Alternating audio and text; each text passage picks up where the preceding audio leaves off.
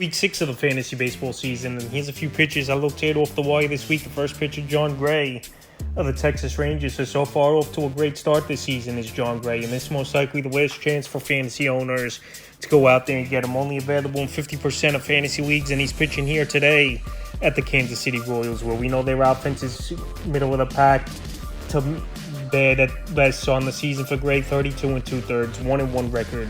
35 Ks at 2.48 ERA, a 1.19 whip, and 2 quality starts. So very surprising. Gray still out there in 50% of fantasy leagues. Obviously, he's on the defending champ, Texas Rangers, and he's a pitcher that's gone out there and pitched great baseball. Even if he gets roughed up a little bit here today, I think he's a pitcher that could go out there every 5 days and help fantasy owners. So the last few games for Gray, April 16th at Detroit, 6 innings in that one. 3 hits, a run, 3 walks, 7 Ks, a quality start. April 24th versus the Mariners, 4 2/3, 7 hits, a run, a walk, 7 Ks. And then April 30th, the Masterpiece Ball Game, 8 innings, got the win. 3 hits, a run, 3 Ks, a quality start versus the Nats. So today, like I said, a good matchup at the Kansas City Royals, where their offense isn't all that great. And Gray, he has a great offense behind him that's going to give him a lot of run support. He's a good pitcher, and the only thing with him has been injuries throughout his MLB career. So right now, while he's out there, Gray still in 50% of fantasy leagues, and most likely the last chance for owners to go out there and get him. He's an ad this week. The next ad, Christian Scott of the New York Mets. So one of their top prospects coming up, Christian Scott, and he looked good in his major league debut, and he's really jumped through the Met farm system pretty quick. And we know this Met team, they're hungry for some good starting pitching after signing a few veterans in the offseason here. Luis Aravino, who's been decent. Sean Manaea, he hasn't been all that great. And Adrian Hauser as well, who they knocked out of the rotation after trading for him in the offseason, where now he's in the bullpen and Scott took his spot. So in his major league debut, we got in quick trouble early in that game, but he really settled down that ball game versus Tampa Bay. 6 2/3, tough luck, no decision, 5 hits, a run, a walk, 6 Ks, a quality start. So he's got a good fastball, he's got a good slider. The only thing with Scott is he's got to learn to make hitters try to chase a little bit. A lot of pitches in the strike zone, and in the minor leagues we even saw it as well this season, where his whip was a 0.71. So right now, like I said, he's in the rotation for this New York Met team. Adrian Hauser moved to the bullpen after he was batting practice for his starts this season. And the Mets, they're giving this top prospect an opportunity here, because this starting rotation's been one of the worst in the league, and a rotation that just doesn't go deep. So right now that he's locked into a rotation spot, I'm sure there's going to be growing pains, and not every outing is going to be a great outing like it was at Tampa Bay, where we know their offense is one of the worst in the league. So right now, since he's available in 70% of fantasy leagues, he's definitely a good ad this week. The next ad, Clarke Schmidt, staying in the New York area, but in the New York Yankees. So Clarke Schmidt, last season was a decent year for him, and another guy who's going to get good run support. I know he's in a tougher division, obviously, with Baltimore, Tampa Bay, even though they've been struggling, and Boston always hangs around every season. So on the year for Clarke Schmidt, 36 innings, 3-1 record, 41 Ks, a 3.5 ERA, a 1.31 whip, and no quality start. So the only thing with Schmidt, he's not going more than 5 innings for this New York Yankee team, but he's still someone that could go out there, and I think more points leagues he can help fantasy owners, because obviously getting that win, and he's getting that run support. April 24th versus Oakland, 5 1/3, got the win, 4 hits, 3 runs, 2 walks, 6 Ks. April 29th, the O's, 5 2/3, got the loss, 3 hits, a run, 3 walks, 5 Ks. And May 4th versus the Tigers, 5 innings, got the win, 4 hits, 3 runs, 7 Ks. So like I said, Schmidt, he's a 5-inning pitcher, but most pitchers nowadays, you're not going to see more than 6 innings from these guys. So right now, while he's out there in 59% of fantasy leagues, he's got a good offense backing him. He's got some pretty good stuff. Last season, I thought he was pretty good as well in his rookie season. He's a good ad this week. The next ad's his teammate, Luis Gil of the New York Yankees. So Gil, he's been filling in, obviously, the whole season with the Garrett Cole out with injury, and he's probably most likely coming back mid-June, early July. So on the season for Gil, 31 innings, 2-1 record, 40 Ks, a 3.19 ERA, a 1.19 whip, and a quality start. So Gil, he's got that strike ball going, and he's going out there getting 5-6 strikeouts per game. Right now, available 65% of fantasy leagues. So the last few games here for Gil, April 21st versus Tampa Bay, 5 2/3, got the win, 2 hits, no runs, 3 walks, 9 Ks. April 26th at the Brewers, 5 innings, no decision, 6 hits, 5 runs, 2 walks, 6 Ks. And May 1st at the O's, 6 1/3, got the win, 2 hits, no runs, a walk, 5 Ks, a quality start. So the last 2 out of 3 outings been pretty solid here for Luis Gil, especially going out there versus a very good Baltimore offense and mowing them down in that ball game in victory over there in Camden Yards. So his next outing is in 2 days here versus the Houston Astros. We know the Astros have been the Yankees' kryptonite over the last 5-10 seasons, even though the Yankees started off sweeping them in a 4-game set to start the season. But anyway, like I said, Gil's going to have a rotation spot at least another month and a half, 2 months with Gerrit Cole obviously out. And you never know who else is going to go down, because we've seen pitchers so far in the early going go down easily with injury and out for the season. A lot of guys as well with Tommy John. So right now, while Gil's pitching good, he's definitely an ad this week. The next ad, John Means, staying in the same division of the Baltimore Orioles, coming off of the mentioned Tommy John surgery. So John Means, a few years ago, he was an all-star. He was a great pitcher, and obviously last season, only 23 2/3 before he went out with injury. But so far this year, he made his season debut, and he didn't disappoint as well. So Means out there in 54% of fantasy leagues, and most likely he's going to be scooped up more than 50% in the next couple of days. So his first outing of the year at the Reds, 7 innings, got the win, 3 hits, no runs, no walks, 8 Ks, and the quality start. So he went out there, he pitched great baseball as John Means. Like we said, he's a good lefty, made the All-Star team, and one of the better pitchers in this Orioles staff over the last few seasons. And it's a big get to get him back off the injured list and healthy here for this Baltimore Oriole team. So right now, this Oriole team, they're locked and loaded, obviously, offensively.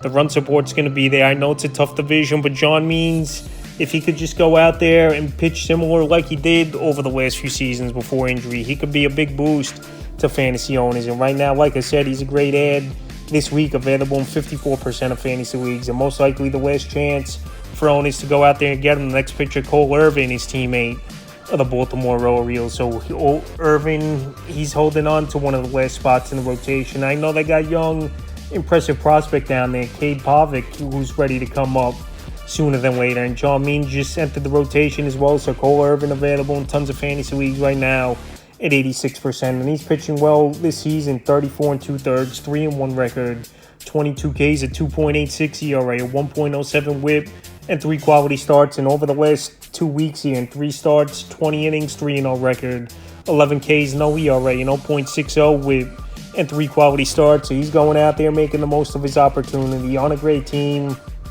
that's going to give him good run support. Obviously, here is this Baltimore Oriole team, and he's hoping to keep a rotation spot. A few outings, April 21st at the Royals, 6 2/3, got the win. 4 hits, no runs, 2 walks, 2 Ks, a quality start. April 27th versus the A's, 7 innings, got the win. 4 hits, no runs in that one, 5 Ks, a quality start. And then May 3rd at the Reds, 6 1/3, got the win in that one. 2 hits, no runs, 4 Ks, a quality start. So he's going out there and pitching great baseball. Obviously, here's Cole Irvin, and he's going to stay in this rotation for now. His next outing's May 10th versus the Arizona Diamondbacks, where their team's been hit or miss so far in the early going. But like I said, Cole Irvin's going out there. He's made the most of his opportunity and hoping to keep on to a rotation spot. So right now, with a good offense backing him, and he's been lights out over the last 3 outings, is Irvin. He's definitely a big pickup this week. The next pitcher, Ben Lively of the Cleveland Guardians. So Lively, he's been a veteran bouncing around over the last few seasons. He played overseas, then last season back in the major leagues with the Cincinnati Reds, and then the Guardians picked him up. And we know they're dealing with tons of injuries in the starting rotation. Shane Bieber out for the season. He went under Tommy John. Gavin Williams, his elbow flared up as well, thrown on the side. We don't know what the deal is with him. And Ben Lively's taken the opportunity and pitched well on the season, 21 2/3. 1-1 record, 24 Ks, a 2.08 ERA, and a 1.02 whip, and 2 quality starts. So last season, we saw this early on with the Cincinnati Reds before the league started to figure him out a little bit. Here's Ben Lively. So right now, while he's pitching good baseball, he's a pickup available in 82% of fantasy leagues. And it's tough to find good pitching. And some of these guys, obviously, they're going to revert back to their old ways and just starting off the season pitching well. But once these guys wear off and don't pitch well, there's always free agents to recycle in and out. April 23rd versus Boston, 6 1/3 in that one. 5 hits, no decision. A run, 7 Ks, a quality start. April 28th at the Braves, 4 1/3 in that one. 4 hits, a run, 2 walks, 5 Ks. And then his last outing, May 4th, yesterday, a great outing versus the Angels. 6 innings, got the win. 4 hits, a run, 3 walks, 5 Ks, a quality start. So Lively's gone out there, and he's pitched good baseball, no doubt about it. for this Cleveland Guardian team. And this Guardian team, one of the better teams in the league so far in the first month and a half of the season. So right now, since he's pitching good baseball, he's definitely there this week. And like I said, if these guys start to struggle after 3-4 outings, then you just drop him off to the waiver wire. But right now, he's a solid pickup this week. The next ad's Jameson Taillon of the Chicago Cubs. Taillon, he started the season on the injured list, but now he came back and he's pitched great baseball. Available right now in 62% of fantasy leagues. And another good outing at 2. Taillon's going to be owned in way too many leagues where he's not going to be available to pick up on the year. 24 innings, 3-0 record, 16 Ks, a 1.13 ERA, 0.88 WHIP, and 2 quality starts. Taillon, we know, is not much of a strikeout pitcher. Last season, he didn't even average a strikeout per inning. But he's going out there and he's pitching good baseball for this Cub team. And a forgotten guy after last season was definitely a struggle for him. 8-10 record with a 4.84 ERA. So right now, pitching good. I know this Cub team obviously isn't all that great, but Taillon's going out there making the most of his opportunities since coming off the injured list, and definitely a solid hit this week, April 24th versus the Astros, 5 2/3 in that one, 7 hits, a run, 2 walks, 4 Ks. April 29th at the Mets, 7 1/3, tough no decision, 4 hits, a run, a walk, a K, a quality start. And then May 4th versus the Brewers, 6 innings, got the win, 2 hits, no runs, 2 walks, 7 Ks, a quality start. So over there in the NL Central, to be honest, not many great teams in that division. Milwaukee's been hit or miss.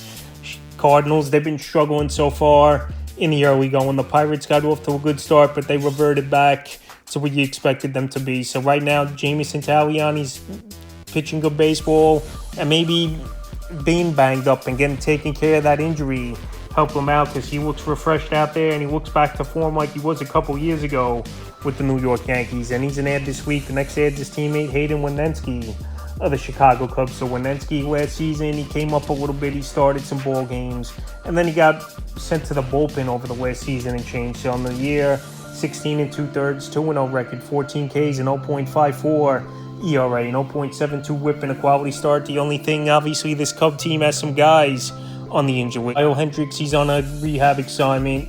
He possibly could return sooner than later, obviously, for the Chicago Cub team. Justin Steele as well, best pitcher last season and one of the better pitchers in the NL last year as well. His return's right around the corner. So Wesneski, he might not stick in the rotation, but right now, if you need some help at the back end of your rotation in deeper leagues, he's available right now in 92% of fantasy leagues. Here's Wesneski. So the last few games here for him, he's gone out there and he's made the most of his opportunity, trying to stick in this Cub rotation. 28th at Boston, he started 4 innings in that one, 5 hits, a run, a walk, 3 Ks. May 3rd versus Milwaukee, 6 1/3 in that one, no decision, 3 hits, no runs, 2 walks in that one, 8 Ks, a quality start. So his next outing is in a few days here, May 8th versus the Padres. And we know this Padre offense is great. They added Luis Arraez, and he hasn't missed a beat at all. What a debut it was for him with 4 hits, and to go with guys like Machado, obviously Hung-Sung Kim, Alexander Bogaerts, Tatis. So that's a good lineup there, and it's going to be obviously a test